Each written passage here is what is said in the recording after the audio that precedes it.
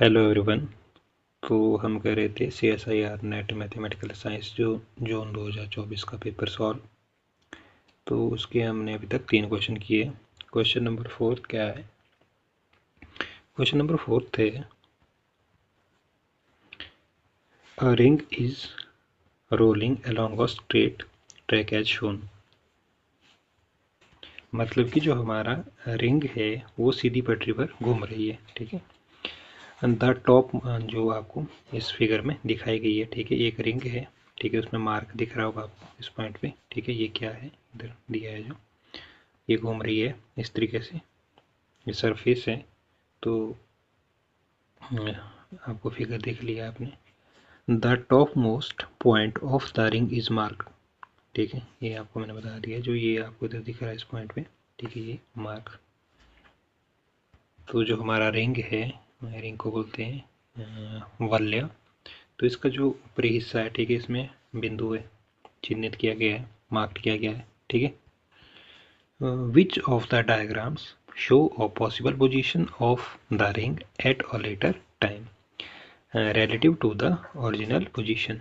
तो ये क्या बोल रहा है, मीन्स ये हुआ कि जो निम्नलिखित में से विच ऑफ द डायग्राम शो, निम्नलिखित में से कौन सा जो आरेख है, डायग्राम को आरेख बोलते हैं, मूल स्थिति की संक्षेप बाद में वलय की संभावित स्थिति को दर्शाता है, ठीक है।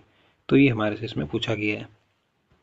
तो option A B C D, तो इसमें कौन सा राइट होगा, पहले इसका आंसर देख लेते हैं और विद एक्सप्लेनेशन समझते हैं कि क्यों हुआ, क्या रीज़न रहेगा इसके लिए। तो इसका फोर्थ जो क्वेश्चन है इसका आंसर करते हैं। सबसे पहले इसमें जो हमारा कॉन्सेप्ट यूज होगा वो होगा ट्रांसलेशन मोशन का। ट्रांसलेशन मोशन का इसमें कॉन्सेप्ट यूज होगा। तो अकॉर्डिंग टू ट्रांसलेशन मोशन क्या होता है, the centre of the ring moves forward in a straight line maintaining a constant speed. Means कि जो हमारे पास वलय है, रिंग है, एक सीधी रेखा में आगे बढ़ता है तथा स्थिर गति बनाए रखता है, मेंटेनिंग अ कांस्टेंट स्पीड, ठीक है। और दिस इज बिकॉज, ऐसा इसलिए क्योंकि जो हमारी रिंग है, ring is moving along a flat surface, क्योंकि जो हमारा रिंग है वो एक स्पाट या फ्लैट होता है हमारे पास, स्पाट, ठीक है। स्पाट जो सरफेस है, ठीक है, सरफेस को बोलते हैं हम सतह पर घूम रही है।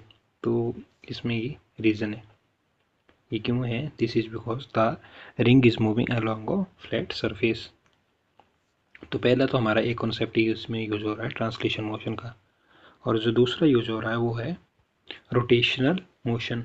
तो इसके अकॉर्डिंग क्या होता है, at the same time the ring is rotating around its centre. Mean एक ही समय में जो हमारा रिंग है, मीन्स वलय अपने केंद्र के चारों ओर घूम रहा है, इसका मतलब यही हुआ। तो each point on the ring traces a circular path relative to the center of the ring। वलय जो हमारा रिंग है, रिंग जो रिंग है, तो रिंग पर प्रत्येक बिंदु वलय के केंद्र के सापेक्ष एक वृत्ताकार पथ का अनुसरण करता है, इसका मतलब हुआ हमारा ये, ठीक है। तो वलय बोलते हैं हमारा रिंग को। तो ये दो कॉन्सेप्ट इसमें यूज हो रहे हैं, जो ये डायग्राम बने हैं इसके अकॉर्डिंग हमारा जो हमारे से क्वेश्चन पूछा है। पहले जो कॉन्सेप्ट यूज हुए, एक हुआ हमारे पास ट्रांसलेशन मोशन और दूसरा हुआ रोटेशनल मोशन। तो इसके बारे में भी आपको थोड़ा थोड़ा बता दिया है। अब करते हैं इसकी एक्सप्लेनेशन। तो एक्सप्लेनेशन में बोल देंगे हम कि when a ring rolls without slipping the motion of any point on the ring can be described by the combination of rotational and translation motion.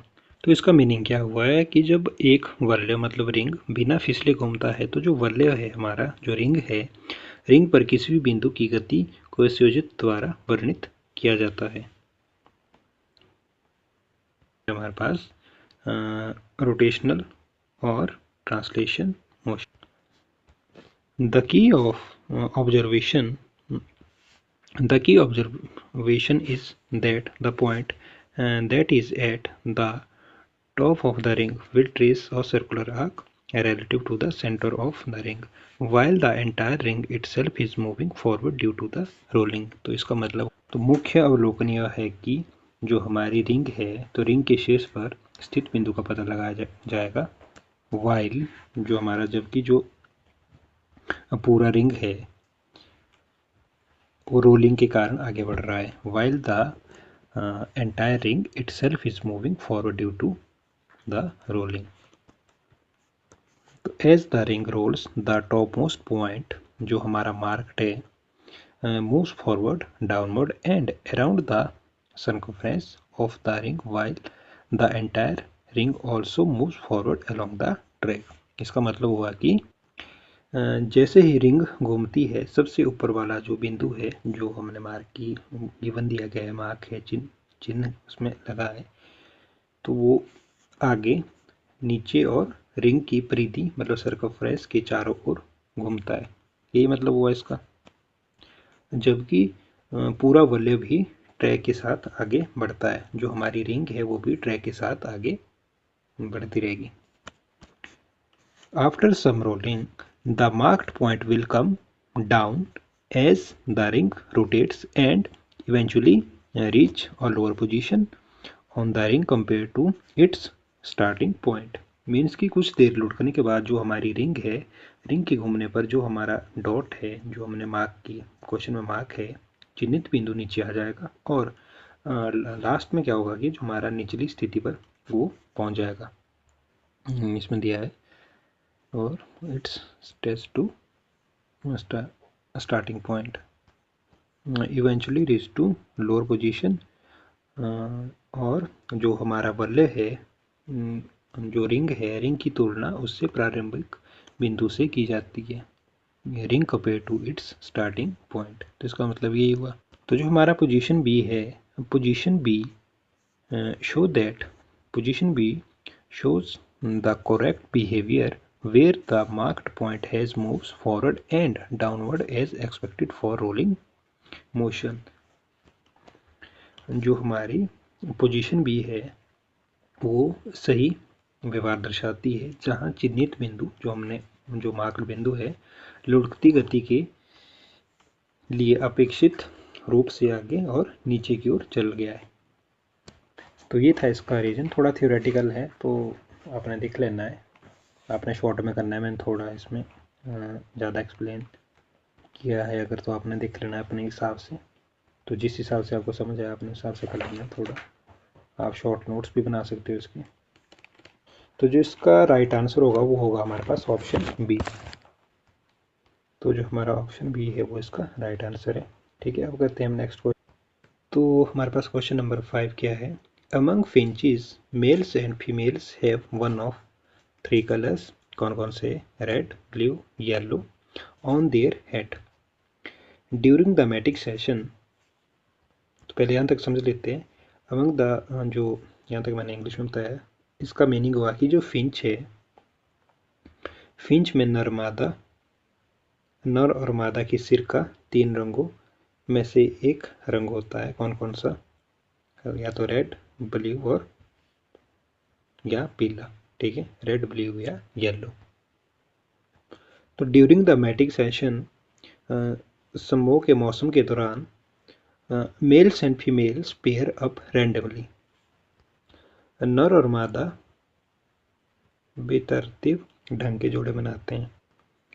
For a large population of finches with 50% red 30% blue and 20% yellow colored individual among both males and female।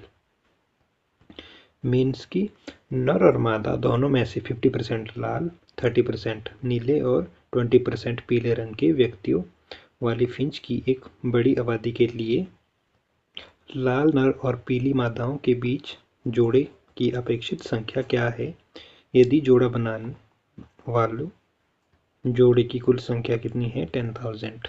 तो what is the expected number of pairing between red males and yellow females if the total number of pairs formed 10,000। तो ये हमारे से question पूछा गया है तो इसके हमारे ऑप्शन 1 2 3 4 है। तो इसका करते हैं रीज़न। तो इसका आंसर देखते हैं, रीजनिंग क्या रहेगी इसके लिए एक्सप्लेनेशन में। Since male and female pair randomly, ठीक है, ये गिवन दिया गया है। तो हम क्या करेंगे, वी एज्यूम दैट, जो हमारे पास we assume that the proportion of red, blue and yellow is the same for both male and female, हमने ये मान लिया है। तो हम क्या मानते हैं कि इसलिए हम मानते हैं कि जो हमारे पास लाल, नीले और पीले रंग का अनुपात नर और मादा दोनों के लिए समान है, जो कि हमारे पास 50% of male are red, 30% male of blue है और 20% of males are yellow and the same proportion apply to female. तो यहाँ तक क्लियर हो गया आप। अब आ जाओ next, to find the expected number of red male yellow female pairing. तो लाल नर पीले मादा जोड़ों की अपेक्षित संख्या ज्ञात करने के लिए क्या करेंगे हम, द प्रोबेबिलिटी ऑफ सेलेक्टिंग और रेड मेल्स इज। तो जो प्रोबेबिलिटी रहेगी हमारे पास सेलेक्ट करने की, प्रोबेबिलिटी ऑफ सेलेक्टिंग और रेड मेल इज, वो होगी 50%, ठीक है, ये आपको पता है। तो 50% होता है हमारे पास 50 डिवाइड बाय 100, तो 1 0 से 1 0। अब 10 से आप अगर भाग दोगे 5 को तो आ जाएगा आपका पहले आ जाएगा 0, ठीक है, फिर आ जाएगा 50 बन जाएगा, 10 × 5 हो गया 50, तो 0.50। तो वही हमने इधर लिख दिया, clear. And the probability of selecting yellow female, तो वो थे हमारे पास 20%, तो 20% आ जाए 20 डिवाइड बाय 100, 100 से अगर आप भाग दोगे तो 20 को तो आ जाएगा 0.20। ये तो आपको, ये तो सिंपल चीज़ है, यहाँ तक आपको क्लियर हो गया होगा। फिर next, the expected number of red male yellow female, तो वो हो जाएगा pairing is the product of this probability and the total number of pair से बन जाके हमारे पास expected number of red males yellow females pairs, तो इसका प्रोडक्ट हो जाएगा, ठीक है। तो फर्स्ट का था हमारे पास वो था 0.50 और सेकंड था हमारे पास 0.20। ये जो हमने इधर निकाला है, the probability of selecting red male, ये निकली थी हमारे पास 0.50, और जो probability of selecting yellow female ये निकली 0.20। तो इनका प्रोडक्ट कर दिया हमने सिंपली इधर, ठीक है, और मल्टीप्लाइड बाय कर दिया हमने 10,000, ठीक है। तो 0.50 इंटू 0.20 होता है हमारे पास 0.10 मल्टीप्लाइड बाय 10,000, तो आ जाएगा आपके पास मल्टीप्लाई करके 1000। तो 1000 हमारे पास ऑप्शन है इसमें कौन सी, ऑप्शन थर्ड। तो जो ऑप्शन थर्ड है वो इसका राइट आंसर है। तो आप लिख सकते हो, the expected number of pairing between red male and yellow female is 1000। तो इसका जो हमारा आंसर है वो है थर्ड। अब करते हैं क्वेश्चन नंबर 6।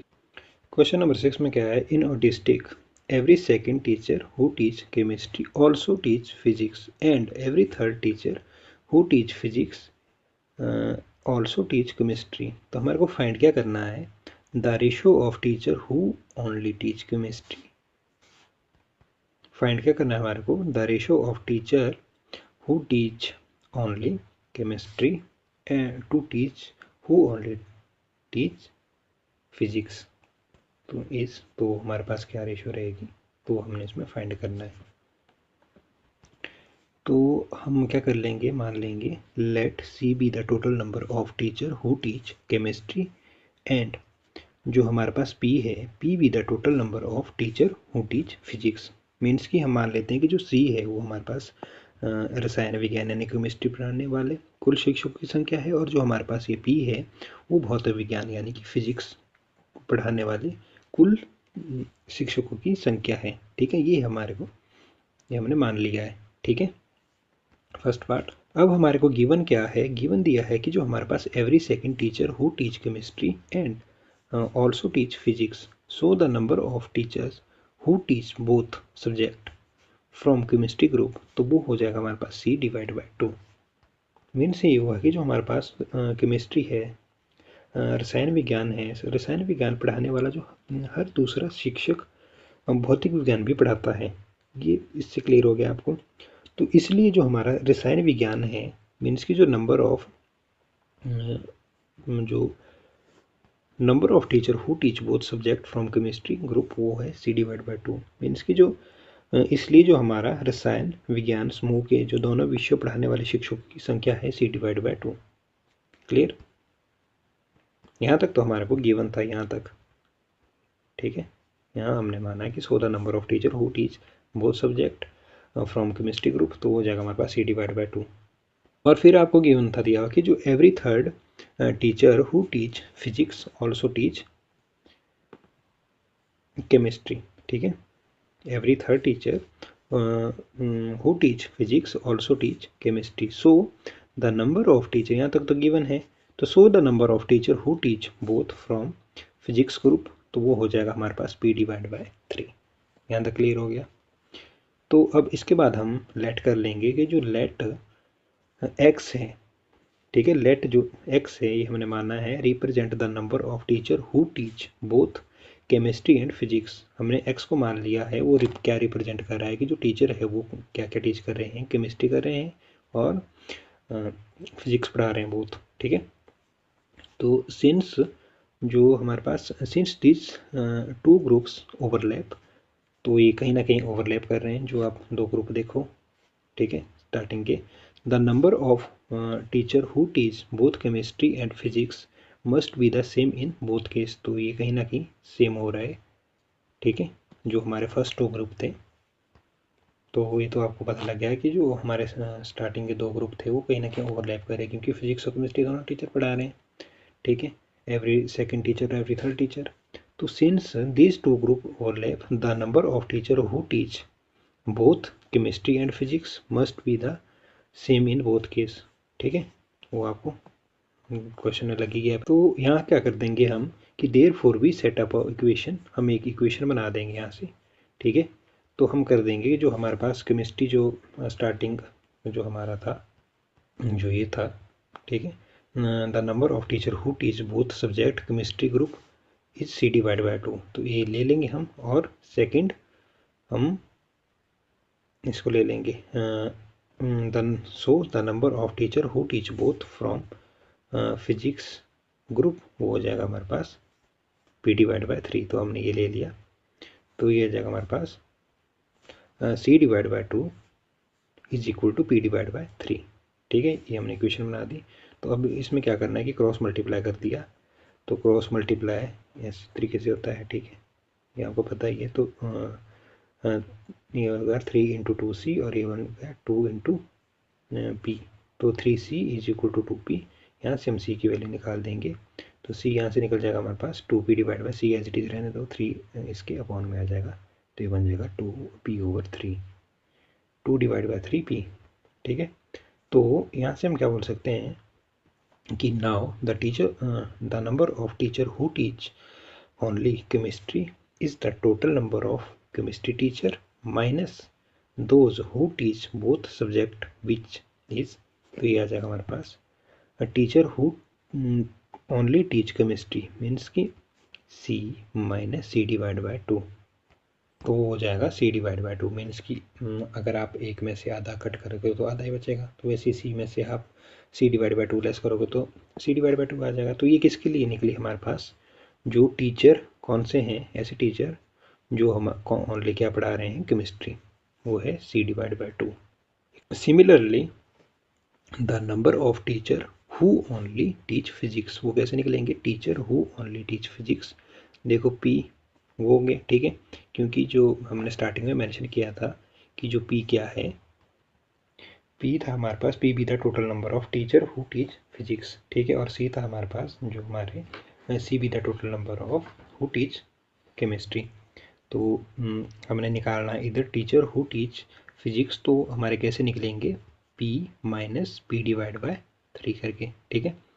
तो ये आ जाएगा 2D, जब इसका आप एलसीएम लोगे, ठीक है, तो आपके पास आ जाएगा सॉल्व आउट करके, सॉल्व करके 2P/3, ठीक है। अब next to find the ratio of teacher who only teach chemistry to those who only teach physics we calculate, तो हम किस तरीके से कैलकुलेट कर सकते हैं, वो कर सकते हैं हम टीचर हु टीच ओनली